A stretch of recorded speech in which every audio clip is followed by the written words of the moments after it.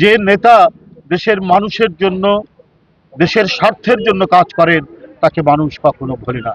কত চেষ্টা করা হয়েছে, পৃথিবী থেকে তাকে সরানোর চেষ্টা করা হয়েছে, মিথ্যা মামলায় সাজা দিয়ে কারাগারের মধ্যে তাকে ফেলে রেখে এমন একটি কারাগার পরিত্যক্ত ঘোষণা হয়েছিল, যে কারাগারে আর কোনো সাধারণ বন্দীরা থাকে না, তাদেরকে অন্যত্র সরিয়ে নেওয়া হয়েছে।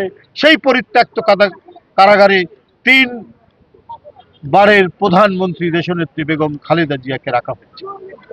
এর আগেই তিনি অসুস্থ ছিলেন, তার অস্ত্রোপচার হয়েছিল চোখে, অথচ যে রুমে রাখা হয়েছিল সেই রুমে চারিদিকের চুন, বালি, সিমেন্ট সমস্ত ধুলা উড়ে উড়ে তার চোখে পড়তো। অর্থাৎ তাকে নানাভাবে নিপীড়ন করে, নির্যাতন করে, মানসিকভাবে চাপ সৃষ্টি করে তাকে চেষ্টা করা হয়েছিল যে তিনি যেন আত্মসমর্পণ করেন। কিন্তু দেশনেত্রী বেগম খালেদা জিয়ার তার যে হৃদয়ের যে সাহস, তার যে অঙ্গীকার, মানুষের প্রতি যে ভালোবাসা, সেখান থেকে ফ্যাসিস্ট হাসিনার কোনো ধরনের নির্যাতন তাকে টলাতে পারেনি। তিনি অত্যন্ত দৃঢ়তার সাথে অন্যায়, নির্যাতন, নিপীড়ন সহ্য করেছেন।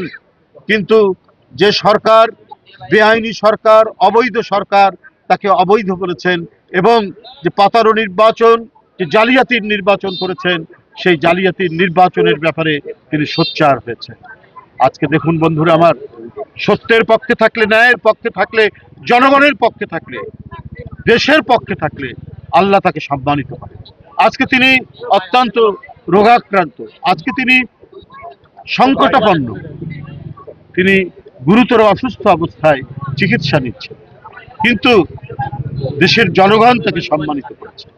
দেশের প্রতিটি শ্রেণী পেশার মানুষ আল্লাহর কাছে কাঁদছে যে আল্লাহ দেশনেত্রী বেগম খালেদা জিয়াকে সুস্থ করে দাও। শুধু তাই নয়, আন্তর্জাতিক সম্প্রদায়ও বার্তা পাঠাচ্ছে তার সুস্থতা কামনায়। বন্ধুরা আমার, আজকে যেন সারা বাংলাদেশের আকাশ কাঁদছে, বাতাসে যেন রোনাজারি, নদীর স্রোতের মধ্যে যেন সেই আকুলতা আমরা শুনতে পাই, স্রোতের মধ্যে এই পরিস্থিতি তৈরি হয়েছে। বন্ধুরা আমার, আজকে সারা দেশের মানুষ যেভাবে আল্লাহর কাছে দোয়া চাচ্ছেন, তাতে নিশ্চয়ই দেশনেত্রী সুস্থ হয়ে উঠবেন।